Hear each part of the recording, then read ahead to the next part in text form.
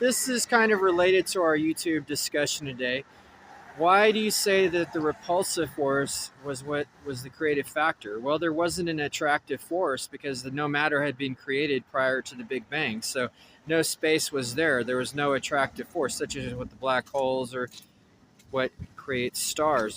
There's no attractive force through gravity. So the repulsive force could have been as tiny as a little spark that created the first space, and then through the friction process created more heat and more energy and more space. That's where it came from, the repulsive force.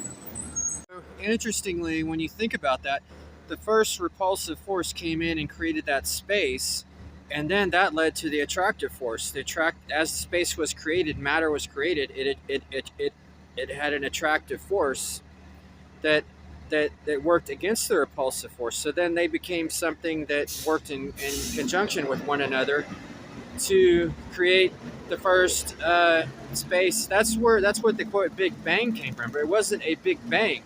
Back then they thought of it in terms of an attractive force that exploded. That's not what happened. It's a repulsive force. That's where this idea of dark energy comes from. That's driving the expansion of the universe. But there's also the gravitational force that it's working against that kind of holds everything together.